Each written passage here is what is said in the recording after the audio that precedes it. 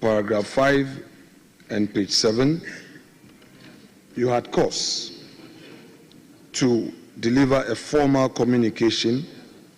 With communication, you outline your displeasure on matters at the appointment committee on the evening of Thursday, the 30th of January, and the morning of Friday, the 31st of January.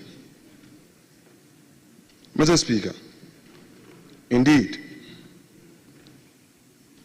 your response to the event as a leader and the head of this assembly was indeed timely to assure the public that indeed this House is ready to uphold democracy and to do what is right in the eyes of the public. That notwithstanding, Mr. Speaker, I had ferried to your office a memo dated the 3rd of February 2025, where I raised some procedural concerns regarding the outcome of your communication. Mr. Speaker, to couch the matters that arose in proper perspective, on the said day, the Thursday, the 30th of January, as per the practice, we had agreed to proceed to vet some 4 nominees. Originally, we were supposed to do 3. This 4 later changed to 5. Around about 10 p.m. of the evening, we had indications from our colleagues in the majority that they intend to continue the vetting for more nominees rather than agreed.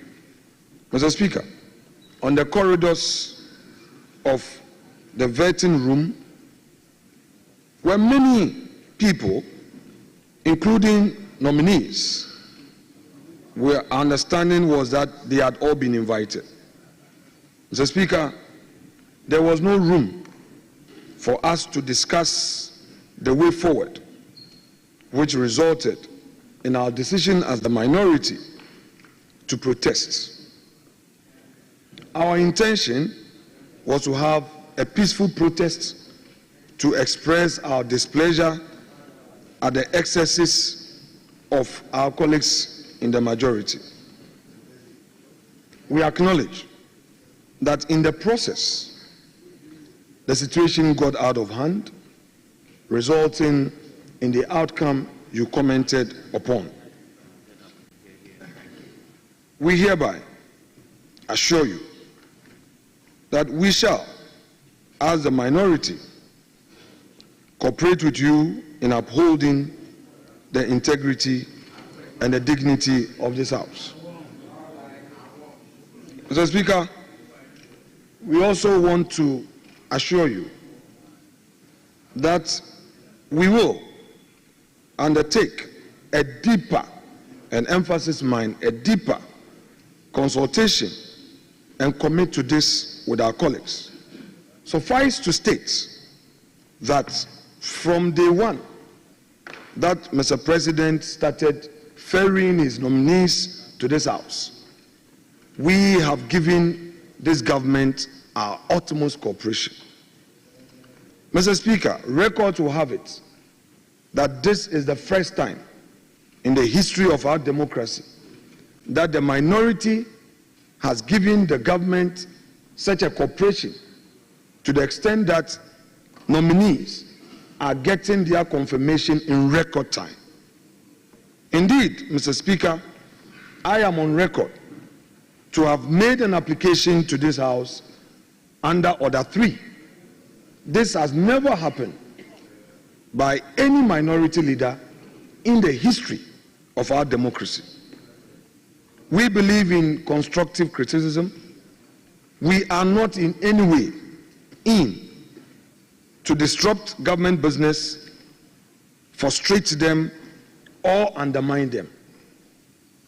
Both parties have been in government before, and have been in opposition before, we know that it is not through disruption that would win us power come 2028. It is through active, constructive politicking. Mr. Speaker, we have become aware of the consequences of orders you have issued as a result of the formal communication you have given. But this is what we have to say, and I quote from Shakespeare's Merchant of Venice.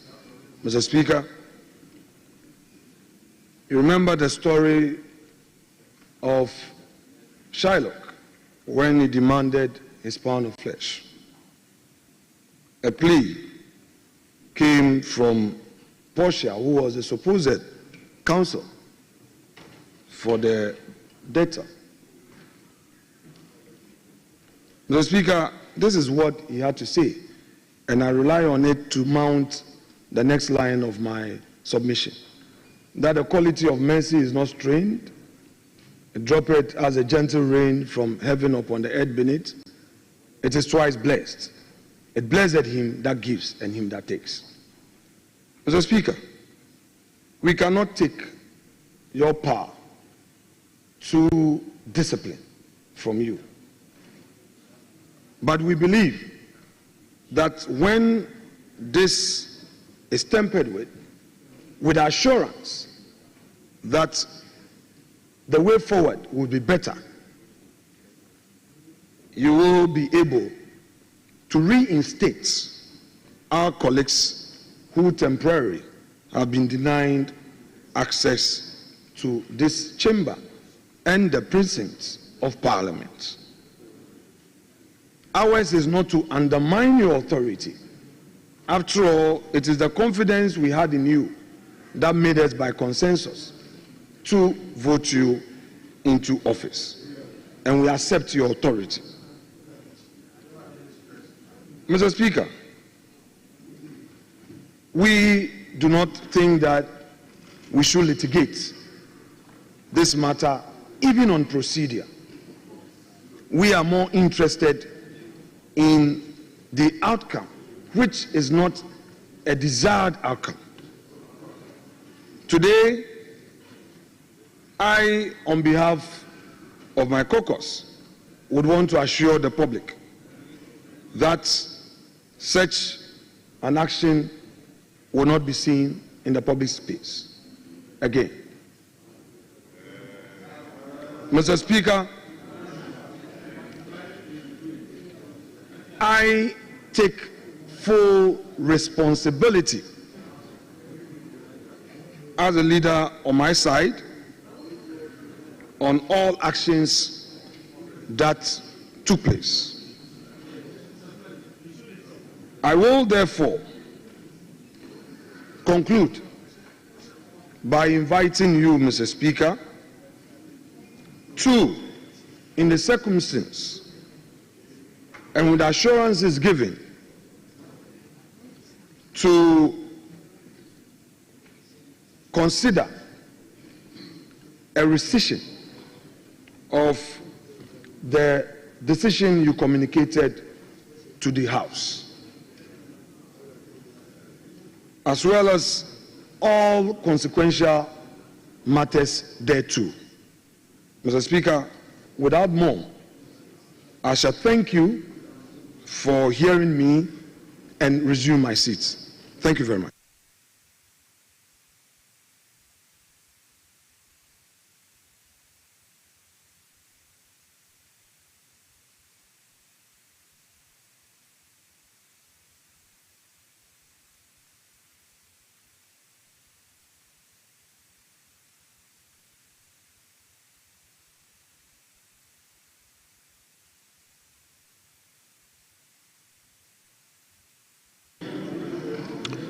Honourable members, I believe this statement, we need your comments, and depending on how you want it to be handled, I would prefer it's handled at the leadership level and not beyond that. But this is your house, and not only my house. I am duty-bound to maintain law and order. And so I will allow the majority leader to have a say on this matter.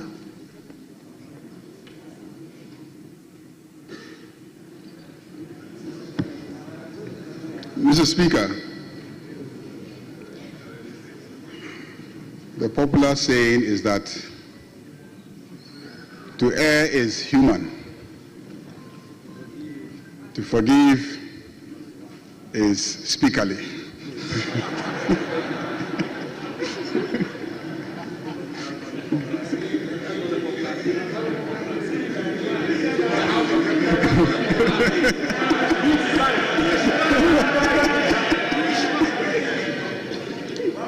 Mr. Speaker, as you can see, I have replaced divine with speaker. That elevates you to an almost godly stature. My colleague, the minority leader, has spoken. He has recounted the happenings of Thursday and Friday. So, Speaker, it is a fact that the first time His Excellency John Dramani Mahama nominated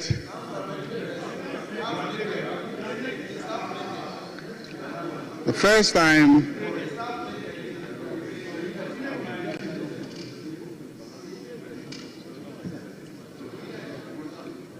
the first set of ministerial nominees were announced was on the 9th of January 2025. Today, Mr. Speaker, is the 4th of February 2025.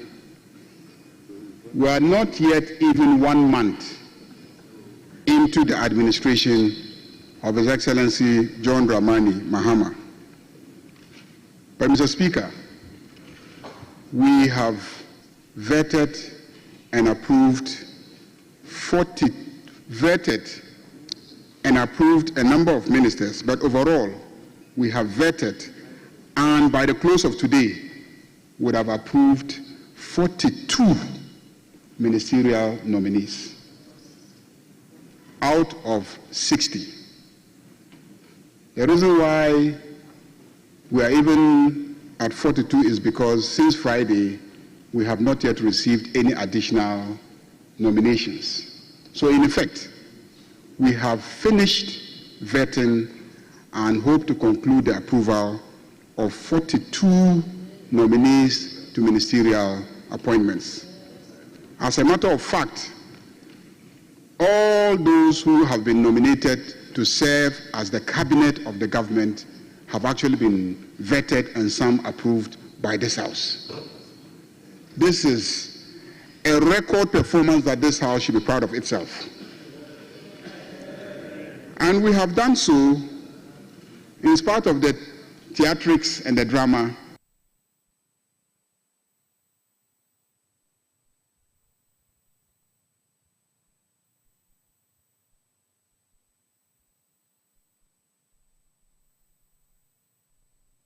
Done so in spite of the theatrics and the drama.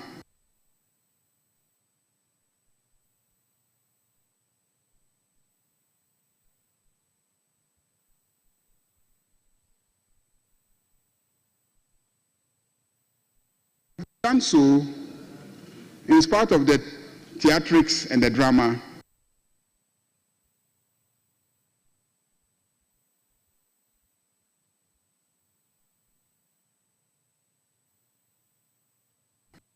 With the corporate objectives.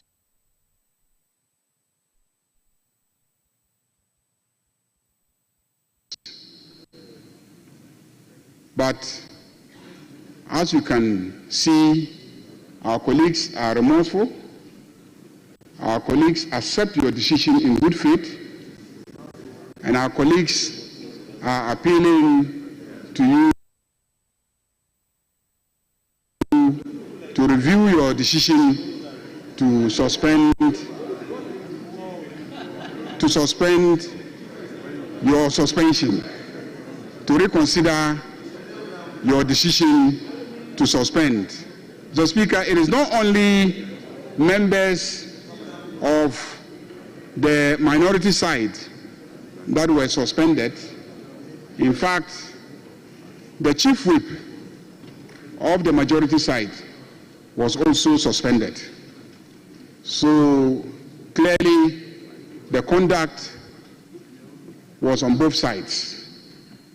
And I also, on behalf of my side, appeal to you to reconsider your decision and lift the suspensions so that our colleagues can join us, whilst the other measures that you are putting in place so that long term we can ensure the orderly conduct of business in this House is achieved.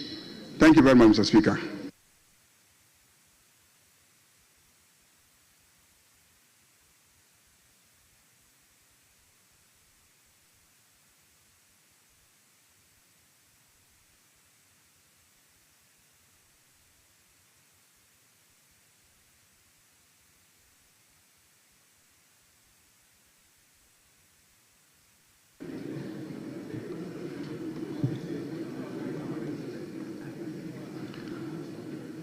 Honorable members, I'm sure the first thing you have realized is that I have restored the title Honorable. The day I read my former communication to you and proceeded to suspend the 4 members, I never used the term honorable.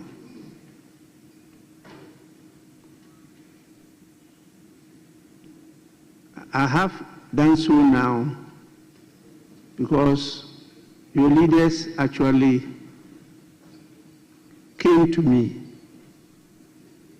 to plead that I temper justice with mercy.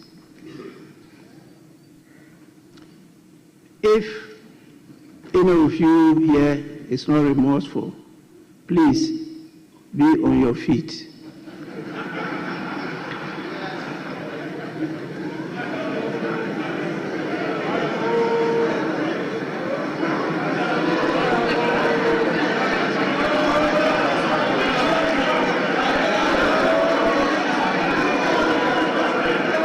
Honorable members,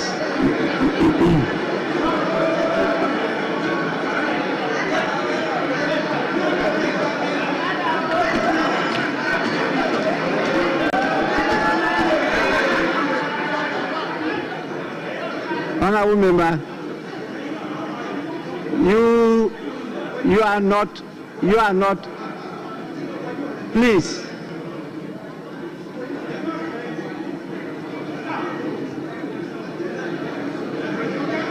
Honorable member.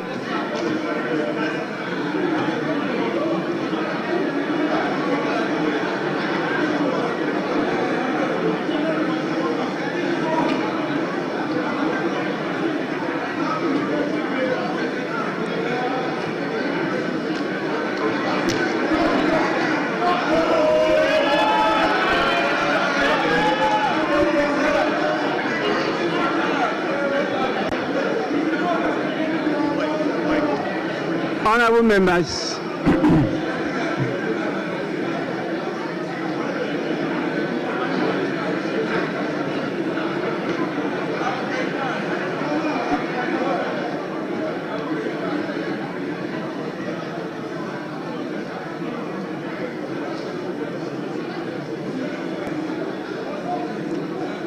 it's important, it's very, very important, and I can tell you I understand and appreciate what is happening. This house is often referred to as a house of might and majesty.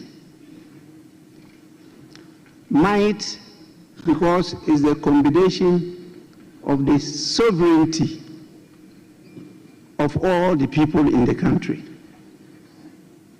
Majesty, because the king or queen is part of the house. And therefore, there can be no power higher than that of Parliament. And the person who represents Parliament is the Speaker. And so I sit here and I exercise your powers, and I create an environment for you to be able to perform your function. And I go according to the rules. You can disagree with the Speaker, and the rules and the laws of Ghana permit you to do so, and also details out the procedure on how to handle the disagreement. But the rules are very clear as to what they refer to as disorder or contempt of Parliament. And for me to preserve and uphold that might, majesty, and dignity of the House, I should not shed any responsibility in applying and enforcing the rules. And that was exactly what I did. Even though some of the members are my personal friends, I refer to as sons.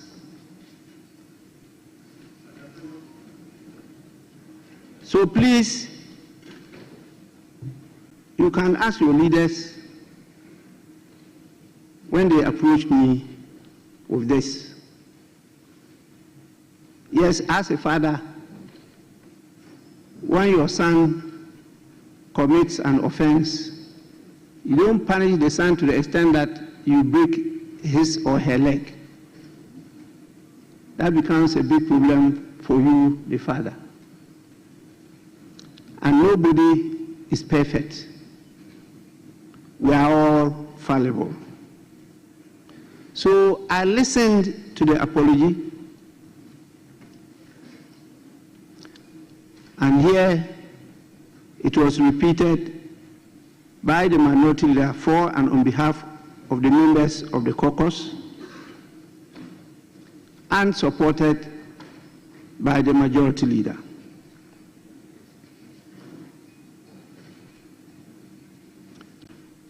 It's not only words. Before me, they demonstrated and assured me of their total support to me and the deputy speakers to ensure that we have an efficient and an effective functioning parliament in Ghana. So I am satisfied with not just the statement, but also their conduct. And I will proceed to lift the suspension of the 4 members of Parliament that I considered were involved in disorderly conduct which amounted to contempt.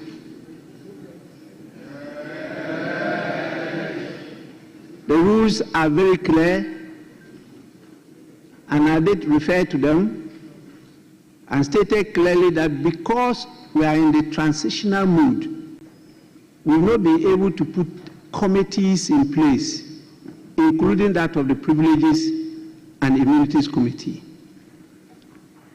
And the standing orders grant me the power and authority to do what I did. And clearly, the jurisprudence are very clear that when contempt is committed in facie curia, you don't proceed to set up another committee or court or whatever to investigate and submit a report. And so I referred to the one in Parliament. My very good honorable member, you are at liberty, even after this, to proceed anywhere. I have no problem meeting you in court, but that's where I was farming for many years before I became a member of Parliament.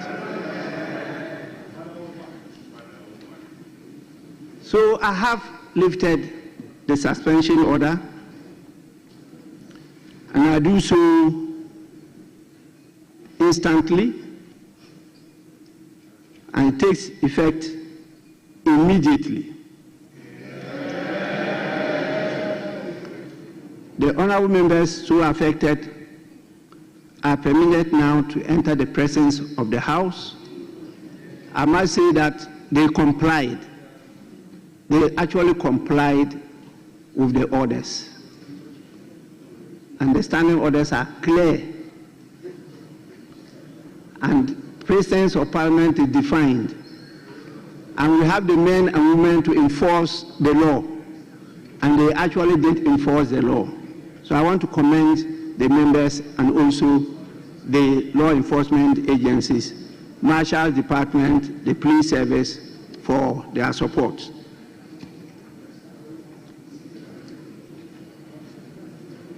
Let me once again assure the House of my commitment to upholding the dignity of this House. All of you seated here, I am responsible for upholding your rights and protecting all of you. And those who have felt the branches of the law, honorable member, when it is before me, nobody can save you. When it's outside, you can run to me, I will go and save you. And you can ask your colleagues. A lot has come before me, and I've always intervened, both sides, to protect the members and to save them. You can ask all the state agencies involved. And so it's not restricted to any side, both sides, all members. Those of you who don't know it, that's why I'm drawing your attention to it. When you get into any of those challenges and you draw the attention of the office of the Speaker intervenes. And by law, you are protected. There is a procedure we use to do that. We are not above the law, not at all. But there is a procedure because it's not you. You now represent a whole constituency, large number of men and women, children, elderly people. That is why you are made of now, not as individuals. And the rights of all that group cannot be taken for granted. So please, we do so without fear or favor. But let me say that I have read some media reports that some members of the House have referred to me as headmaster, treating honorable members like students. I reject that assertion. But I can assure you that when there are students, there must be a headmaster.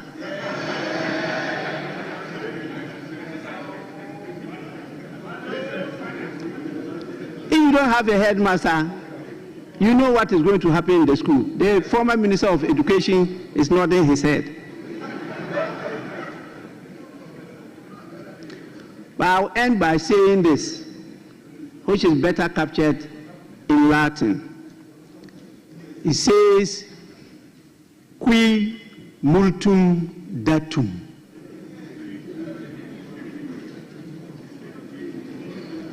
It's very simple.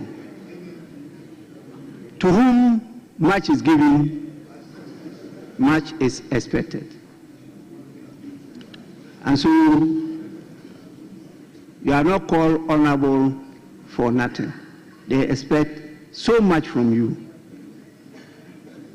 And don't forget that there's life after Parliament. With this, I want to thank all of you for your attention. And I promise you, the investigations will continue. The report will be brought to the House. The House will have an opportunity to take a decision. That is the procedure outlined by our rules, by our practice, and by custom and convention of the House. That will be done.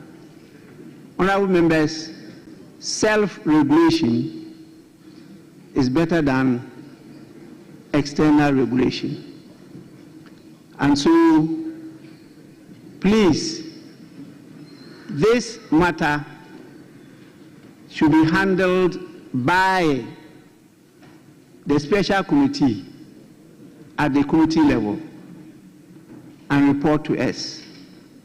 I've told the leaders to make themselves available to the committee and to state exactly what happened, because we want nothing but facts, nothing but the truth, so that we can apply the rules correctly. I urge the committee not to make it a matter of public debate. What you know here is not known by the public. What you do here is also not known by the public. And so when you rush to the public, one word can confuse the whole country.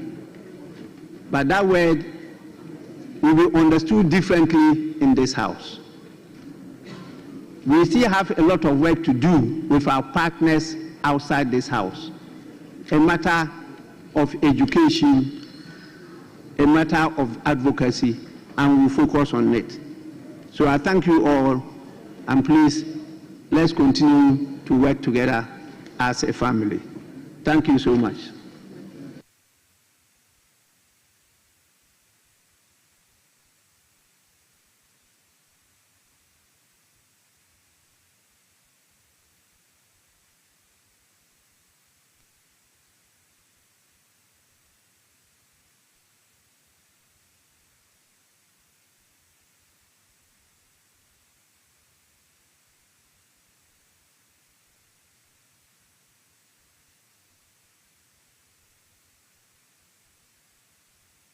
I'm just being informed that the leaders want to say a word or two. And so, once again, Minority Leader, you can start.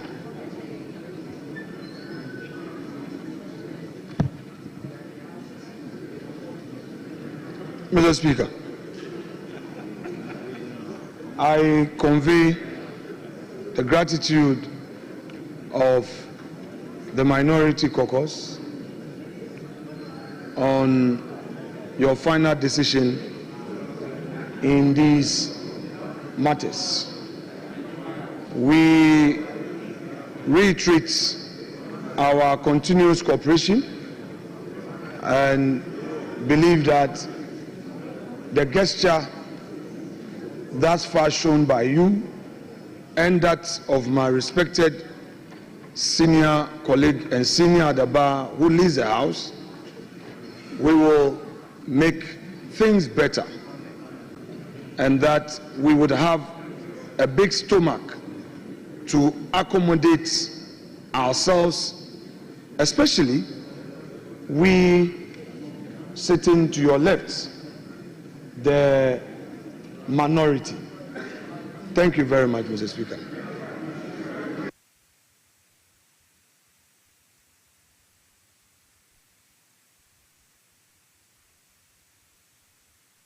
Yes, Majority Leader. Mr. Speaker, today I'm taking lessons in humility.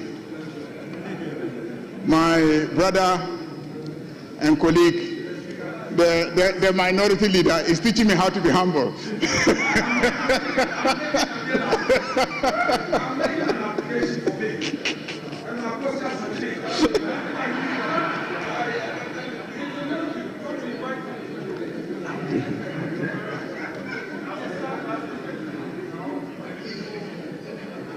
Mr. Speaker, we thank you very much for your magnanimity and considering our appeals and lifting the suspension on our colleagues. We want to assure you that we will be of good behavior going forward, and your appointments committee, I believe, will function in a better atmosphere. Mr. Speaker, there are a few other things that I will bring to your attention.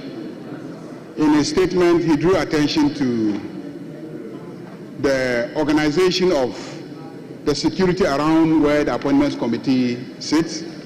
He also drew attention to the corridor and how members of the appointments committee feel uncomfortable about the numbers that show up at the sitting of the appointments committee, and how sometimes it can get congested and the pressures exerted by nominees.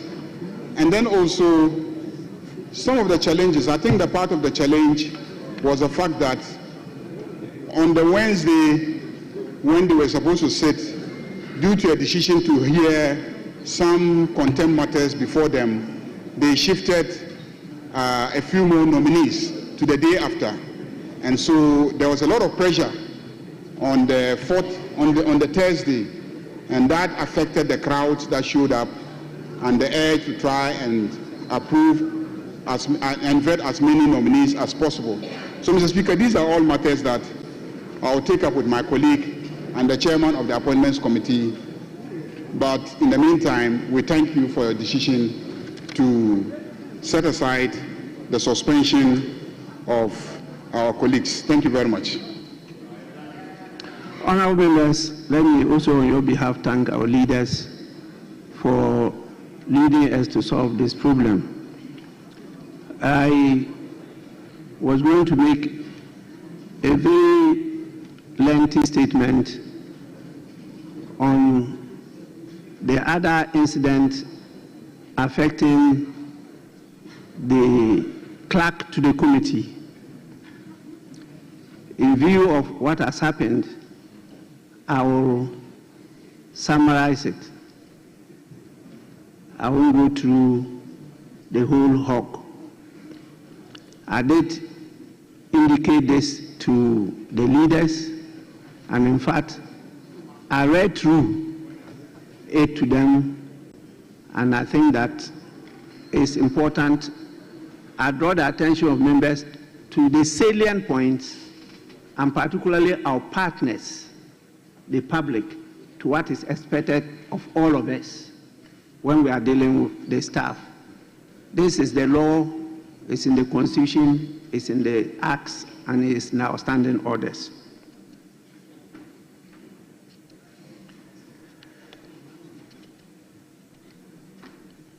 Once again, I make this statement to address conduct of some members of the appointments committee. At a recent committee meeting and on various media space in the country. You recall the incident that we just referred to in what the majority leader referred to as an application for bail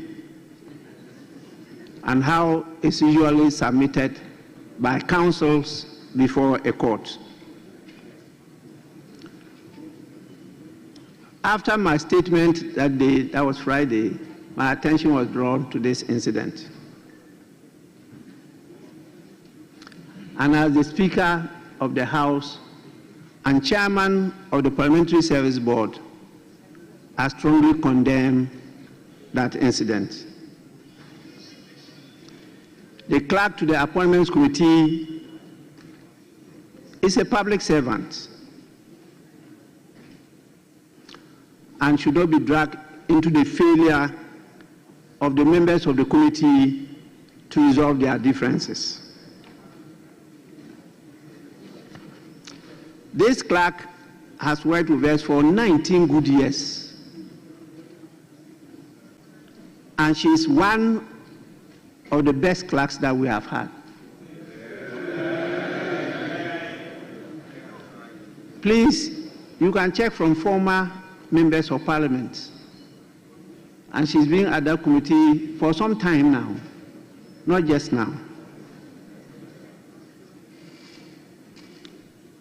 As clearly stated in the standing orders of parliament, a clerk to a committee is the administrative head of the secretariat of the committee and is the procedural and technical advisor to the chair and the committee. By the provisions of Order 2663 of the Standing Orders of Parliament, a committee to which a business has been referred shall meet to consider the business on the day and the hour determined by the chairperson of the committee with respect to that business. That is Order 2663 of our standing orders.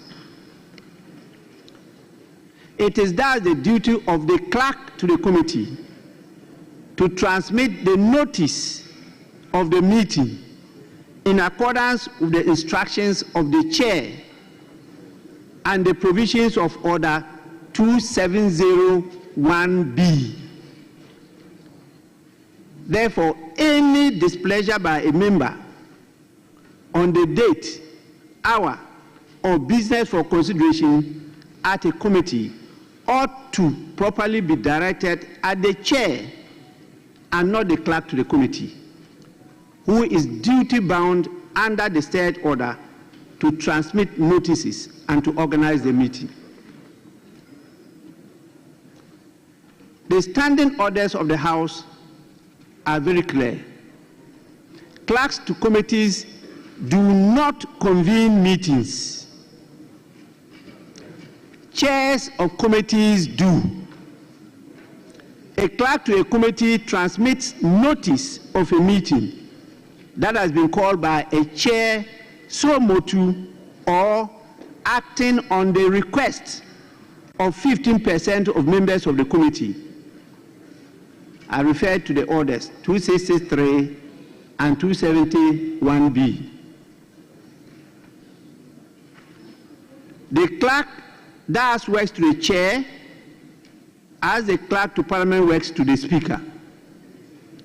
The clerk to a committee is the principal advisor to the committee, just as the clerk to parliament is the principal advisor to the speaker. Even if the clerk had erred, subjecting her to public ridicule and humiliation, where she had no opportunity to respond, was entirely inappropriate. Where an error is alleged to have occurred, we must be civil and careful in drawing the attention of the appropriate authorities to it and not fall for the temptation to drag the name of an officer into disrepute.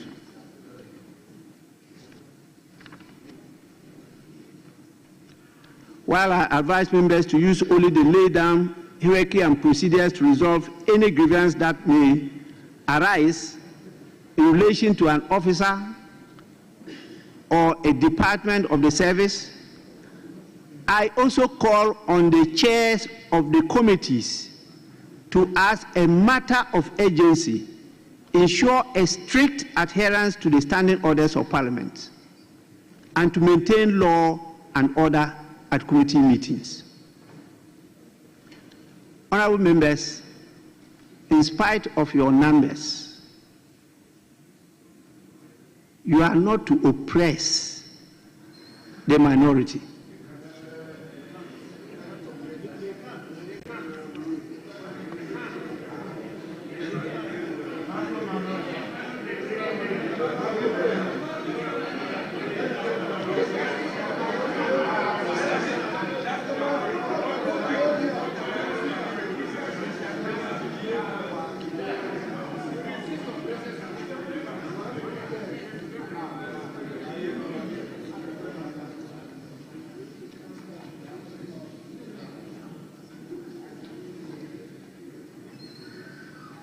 I don't know how many of you are old enough to collect the boxer called Sule Shitu.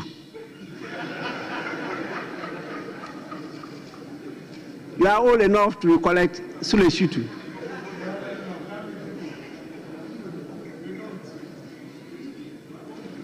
He was a very brilliant boxer, very slippery. But he was what? Featherweight. Very light, nimble-footed, and he thought he was strong.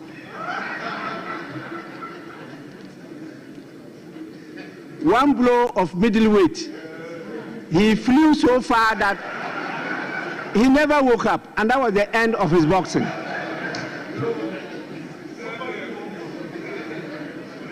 I don't want anybody to commit suicide, so we'll leave it at that.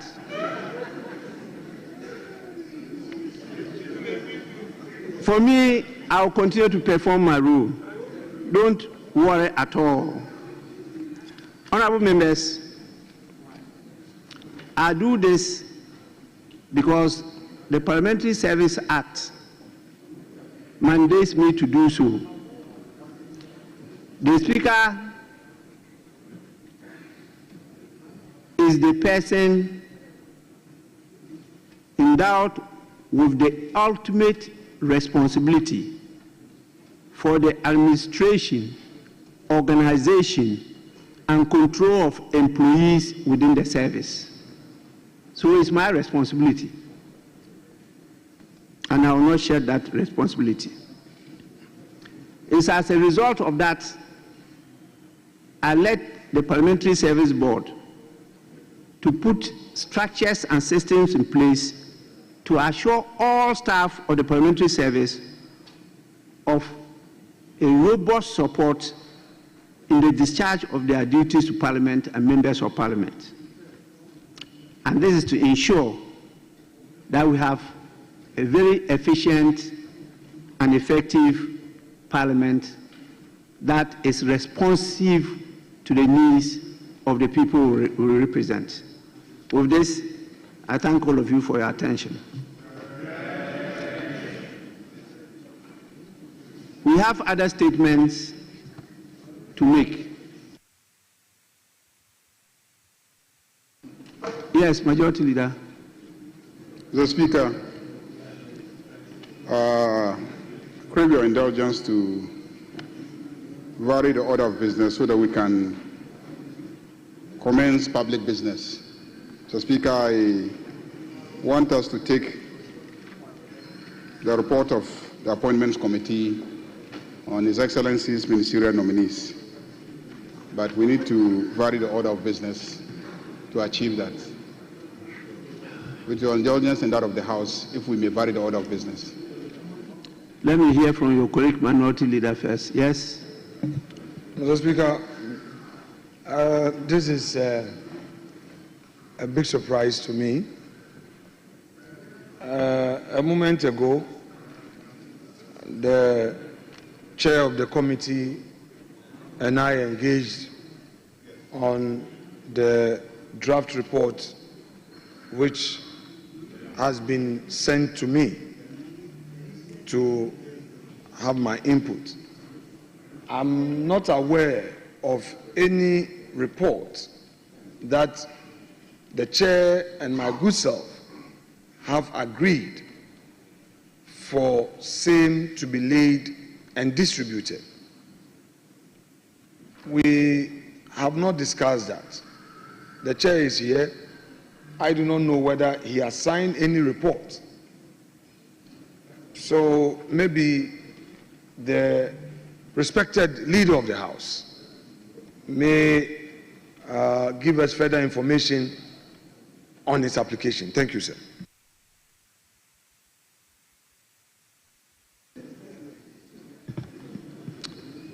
Chairman of the Appointments Committee. Right, Honorable Speaker, the draft report has been given to us since Friday. Right, Honorable Speaker, this morning I reached out to the minority leader regarding his concerns about the report.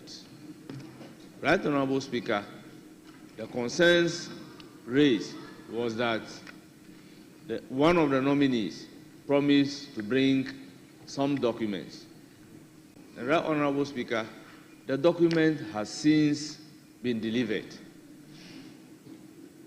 Right, Honorable Speaker, based on the delivery of the document, I have proceeded to sign the report in the absence of any other information from the minority leader. So, right, Honorable Speaker, Did you make the documents available to the minority leader? Yes. He has copies? Yes. Minority leader, is that the case?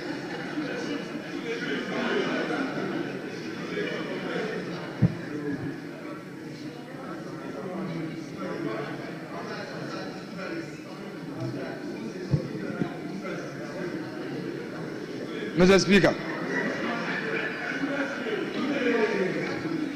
Honorable members, please. Mr. Speaker, we can only make progress if we act in good faith. I shall repeat my side. Me as a leader would not obstruct government business. Never. I've been in government before. I know how difficult it is to run a government. I've been a leader, and I know. But the only pathway to success is to act in good faith. Mr. Speaker, since the chair has spoken for the records and for Hansard, let me respond to him appropriately to the best of my knowledge.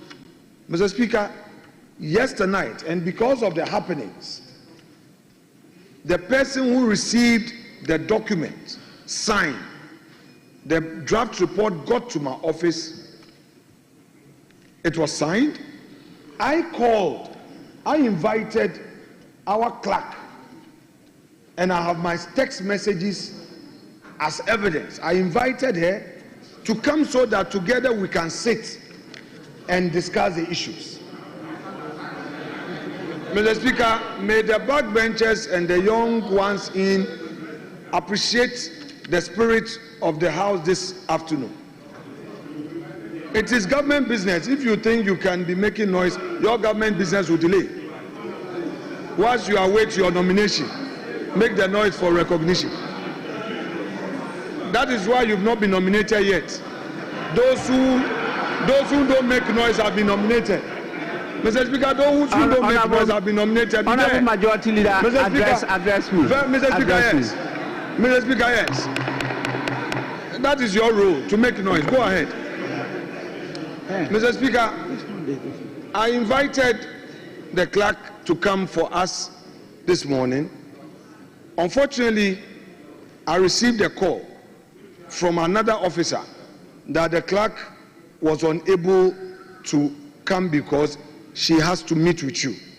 So another officer came, called Madam Ekua Drua. I know her in this house. She came with another gentleman, and we went through, because I have records of all the documents that the nominees had indicated they were going to provide to us. So we went through. One nominee has provided some of the documents. The rest are yet to.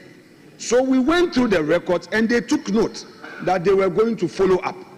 The other nominee has not provided a single document that he himself promised to provide to us. So I even suggested to them that in view of that, we can take those nominees who don't have any issue at all, so that those we are waiting the documentation, when those documents come, we'll deal with it. Just on the corridors, they assured me that they were chasing for those documents. My respected colleague engaged me and indicated that whilst we wait for those documents, we could proceed. I told him that I do not have any problem with the assurance that those documents will come, because these are nominees who are spoken on record that they were going to provide the document. It's been days after the vetting. If they said they had it, why are they not bringing those documents? So, Mr. Speaker, for my respected colleague, the chair of the committee, to spring a surprise, these are some of the frustrations we go through. And Mr. Speaker, I speak on my 5 points of fellowship. I am not acting in bad faith. In all truthfulness, I am not aware that the report has been signed. And we all know that before the chair signs, the clerk will sign. If indeed the engagement with me this morning, where we agreed that they were going to get those documents, is any engagement to go by, then how would it be that the clerk would sign with the chair, knowing that they brought me a draft report? Mr. Speaker, I would want to plead with my colleagues. Let us spend more time to Jojo. I will not frustrate you. It is your government. You must form the government. Mr. Speaker, I can only constructively criticize you after you form your government. I do not have any business holding you back. I want that to be on record. But the approach, Mr. Speaker, is not the best. The approach is not the best. If he still wants to proceed, Mr. Speaker, in spite of all I have said, I would not mind. Of the nominees, we have only 2 issues. We are voting, we are taking you through a secret ballot on 2 nominees. And I've indicated to you, the Honorable Sam George and Honorable Ablakwa. All the others, can I finish? Can I finish? All the others, by consensus, we don't have a problem. However, those documents that they promised bringing to us must be available. That is the only condition. I don't have any other problem.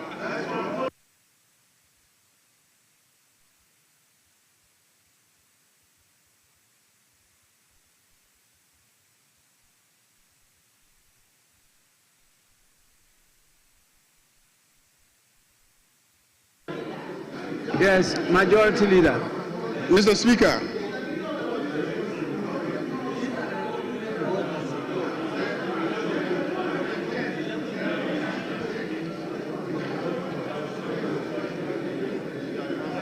Mr. Speaker. Yes. Mr. Speaker, our standing orders are very clear. Order 285 deals with reporting. Mr. Speaker, the chairperson or a member of the committee is authorized to present the reports of the committees to this House. So, Speaker, there is a report signed by the chairperson of the committee and was to have. Mr. Speaker, I am aware of the matters that are being discussed.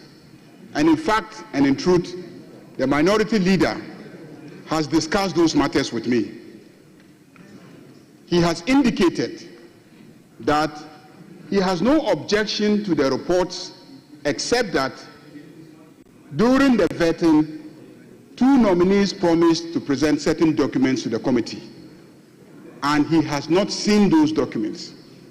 Subsequently, he confirmed that 1 has brought some documents, and he has no problem with the one who has brought the documents, but that 1 of them has not brought the relevant document that he requested for. I had a response for him also. I told him that in my opinion, the document that he is asking for cannot stand between us and approving that nominee. That document, in my opinion, cannot stand between us and approving the nominee. And in any case, Mr. Speaker, when the committee met, at the close of the sitting of the committee took a decision on all the nominees. The committee did not say that they were suspending decision on any particular nominee pending that nominee submitting any document. And the decisions were taken before the full glare of Ghanaians. On television, the media were present, and they captured the moment when the decisions were taken on each and every one of the nominees. And no decision was conditional. Mr. Speaker, it is true that the minority at that time had left the sitting of the committee because, in their opinion, your directives on Friday, they misunderstood to mean that the appointments committee should cease to exist. And therefore, since you had decided that the appointments committee should cease to exist, they were not going to participate in an illegality. And so they walked out. I tried to explain to them that I was in this chamber when you communicated to this House, and you did not say that the appointment committee should cease to exist, and therefore you were calling for an urgent meeting to reconstitute the appointments committee. They persisted in their understanding of what you were purported to have done, and they left the sitting of the appointments committee. The committee continued working, and the committee considered all nominees. And at the end of the consideration of all nominees, the committee decided to put the question on each and every one of the nominees before the cameras. Normally we do it in camera, but on this occasion, in order to be very transparent and accountable, the chairman of the committee decided to put the question before the journalists, and the journalists captured the entire exercise. And no nominee had his or her approval subjected to the provision of any document. So if after you have left the committee, and the committee has already taken a decision to approve all of them by consensus, you will come and say that you don't agree and they must submit some documents, I will not accept that.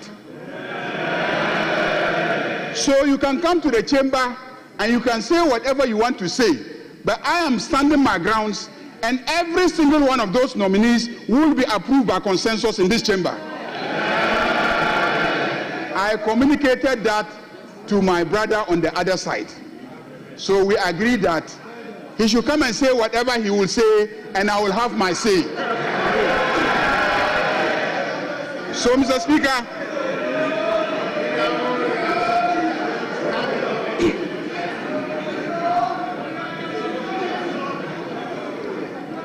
Mr. Speaker, we are going to take the report, Mr. Speaker, subject to you granting us leave to vary the order of business. And he can debate the report, but the reports say that the committee approved them by consensus. So no two members, no two nominees are going to be taken out of the report. Mr. Speaker, that is what I can say about the reports. Honorable members, I have been given a copy of the report. The recommendation on two of them says majority decision on two. The others is consensus. That's the report they gave me. In the case of two of them, the names he mentioned, the report says the committee recommends to the House by majority decision the approval of the nomination, and then the name follows. And that is in connection with Honorable Samuel Nate George and Honorable Samuel Ablakwa Okujeto. So those are majority decisions, but the others are consensus. That's what we have. I have a wrong report. Right, Honorable Speaker. The report under reference is the 10th report.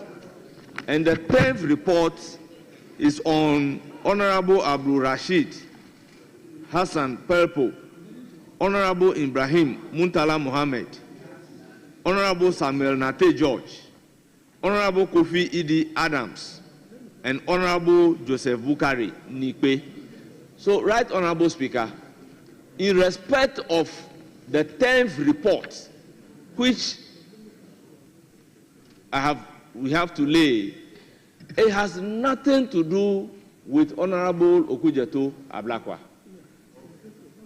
And right, Honorable Speaker, the minority leader said we should act in good faith. Right, Honorable Speaker, in these circumstances, whatever document that we demanded from Okujeto, from Sam George, some documents has been brought to us.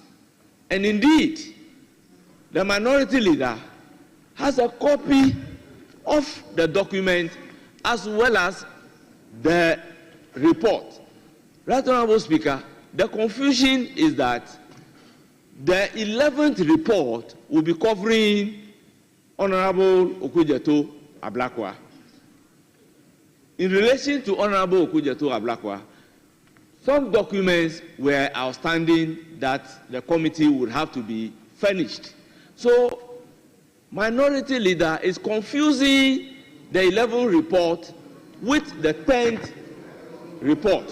So, regarding the 10th report, he has a copy of the report and he has a copy of the documents brought by Honorable Sam George. So, it's completely different from the 11th report. So, the issues relating to the 10th report will not be the same as issues relating to the 11th report. So, to say that we need to act in good faith, Mr. Speaker, in relation to the 10th report, it is not fair to the chairman of the committee. Right, Honorable Speaker. 10th report is what we are supposed to lay. And if you look at the other paper said presentation of the 10th report, not the 11th report. Chair, I have been given a copy of the 10th report. January 2025, APP/9/1/1/010. Now read page 22 you see the recommendation on Honorable Abdul Rashid H. Pelpu. Read page 42, you see the recommendation on Honorable Samuel Nate George. Have you seen that? What does it say? Speaker, I am not speaking with respect of the decision of the committee, the recommendation of the committee. I'm speaking with reference to the fact that Minority Leader is saying, acting in good faith, he has not seen a copy of the report. I've gone past that. Then I am saying that he is confusing the 10th and the 11th report. Chair, yes. Chair, I understand that point. Very well, very well. I was addressing the issue that the Majority Leader raised. Yes. Because the Majority Leader's understanding is that they are all by consensus. Yes, so... And I'm saying, Chairman, yes. I'm saying that the report I have, that one is not by consensus. It's majority decision. That's what is in the report. Now, my attention was being drawn to another copy of the 10th report. And so when he brought it, we had to compare notes. And we saw that even what he brought, at the same page 42, the recommendation is majority decision. Now, at the last page, which is page 79, you have the committee therefore recommends to the House by consensus the adoption of its report and the approval of the nominations of, and the number there is only 5.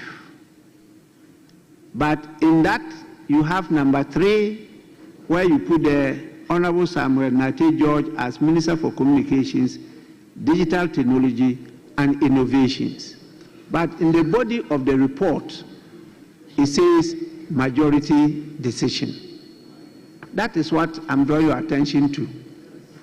And both are signed by the clerk to the committee and you, the First Deputy Speaker and Chairman of the committee. Yes, please. Right, Honorable Speaker. The decision of the committee, per the report that I am holding, the minority has reached out to us that Honorable Sam Nate George would be a majority decision. The rest of the nominees are by consensus. Exactly what I said. That is so, Mr. Speaker. Yes. Yes. But so, at the last page, yes. At the last page, yes. When you talked about the consensus, yes. You included the name of Honorable Samuel George Nate, which right, meant that one Speaker. to be by consensus. Yes. Right, I don't know, Speaker. honorable members, are you following? Yes. You have copies of the report. That is the conflict in the report. Yes, please. Right, Honorable Speaker. I would be able to do that correction in presenting the report of the committee.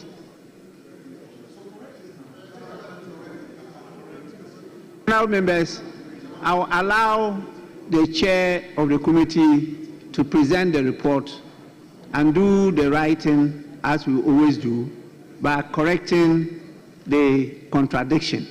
That is so. Yes. Let me listen to a minority leader, then I'll come to you, majority leader. Yes, please.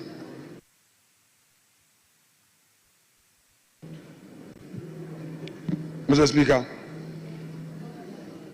limiting ourselves to even the 10th report. This is the very problem that I've been raising from day one. When the clerks reached out to me this morning, and we had a meeting this morning on the draft, the understanding reached was that they will engage our respected colleague, Sam George, to bring the rest of the documents to enable us finalize the reports. That is the 10th report. Mr. Speaker, here is a situation that without reaching out to me again, we have our clerk co-signing the report with the chair. Mr. Speaker, let the record reflect that per the practice of this House, leaders of committees would always have to sign off before a committee report is finalized and brought to this chamber. It is only when the one side has given a firm indication of its intent that the issue of a minority report would arise. Mr. Speaker, this is not the case, and this is where I would want to reserve my comment on the actions of our secretariat in private. I wouldn't speak about the actions of the secretariat anymore in public. But Mr. Speaker, I am happy that the clerk to Parliament is in this chamber and is hearing us. It is a bit a challenge what is happening. Mr. Speaker, I beg to say that until all the information that the nominee himself has committed to providing are provided, until all those documents are provided, we cannot finalize a report. I have therefore no hesitation at all in saying that for Honorable Abdul Rashid Hassan Purple, Honorable Ibrahim Mutala Muhammad, Honorable Kofi Idi Adams, and Honorable Joseph Bukari Nikpe, we can take them because this is by consensus. We shouldn't allow one person's issue to stand in the way of other nominees we don't have a problem with. And in fact, let me publicly state this. If our respected colleague brings the outstanding documents and these documents are satisfactory, we have no hesitation changing our position. We've done that in the case of Honorable Emmanuel Amakofibua. We took a decision to take him through a vote. The issue that we had with him, we resolved it. The majority leader, my good self, and the chair, we resolved it. And upon resolution, we amended the record right here on the floor of the House. Nobody should create the impression that someone is in to frustrate somebody's political appointment. No. But, Mr. Speaker, the very things that our colleagues demanded when they were in opposition are the very things that we are demanding from them. So they should take it easy and engage us the more rather than the confrontation. The confrontation will not work. Confrontation will not work. We have a 4-year journey. This is just the 3rd week. So they should take it easy with us. It's not the intimidation and the attack, the social media that will get me, Kwamena, to be cowed. It will not work. I have seen all this before. So, but I want to do the work in a manner that you as colleagues will know that I respect you. I will not disrespect any nominee. After all, you are going to be our minister. But please, let the right thing be done in the interest of the nation. Mr. Speaker, that is all I demand. Yes, Honorable Minority Leader, please, Honorable Members, your standing orders are clear as to the preparation of report of committees. Is Standing Order 283. 283.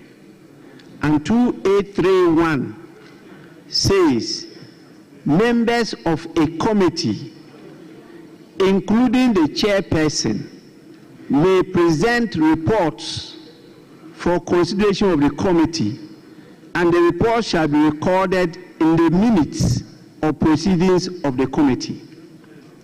2. the chairperson shall propose for consideration the reports in the order of receipt until one of the reports is accepted as a basis for discussion, beginning with the report of the chairperson. 3, the question to be proposed by the chairperson on any report shall be, and I quote, that the report brought up by honorable member for so and so be read a second time, paragraph by paragraph, unquote. 4, when the question has been agreed to, a question shall not be proposed on any other report, but portions of other reports may be offered as amendments to the report under consideration where they are relevant to the agreed report. And 5, on the conclusion of the consideration of the report, the chairperson shall put the question, and quote, that this report be the report from the committee to the House, unquote. This is the procedure you go through. At all committees, this is the procedure you go through. So at the end of the day, the report is the report of the committee. Yes, Majority Leader. Mr. Speaker, indeed, that order governs the process of generating reports.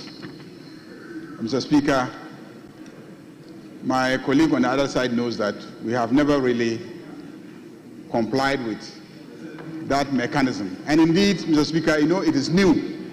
It is new, and we are yet to begin to warm up to that process. But Mr. Speaker, I have heard my colleague on the other side, and I just note that this report has some inconsistency, because you have the main body of the report on one of the nominees saying that it is by majority decision, and then in the concluding portion of the report indicating that it is by consensus. So there's a problem with the report. So, Mr. Speaker, I will ask for a short suspension of sitting for me to engage with my colleague on the other side, so that we will correct the reports. We will correct the reports and build consensus, and come back to this House, Mr. Speaker.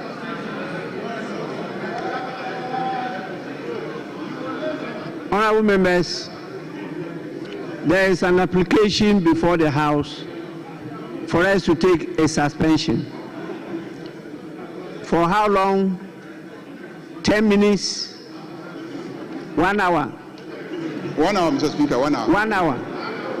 You need a whole hour to discuss this simple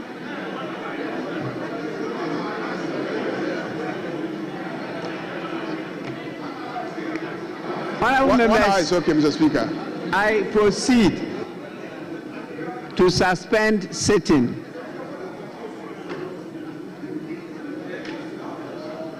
Minority Leader. Yes, you say your position is. Mr. Speaker, the leader of government business has made an application. Who am I to oppose him? I'm not opposed to his application. So, Mr. Speaker, grant the application as prayed. You grant it as prayed. Honorable members, the sitting of the House is suspended for 30 minutes. 30 minutes. 30 minutes.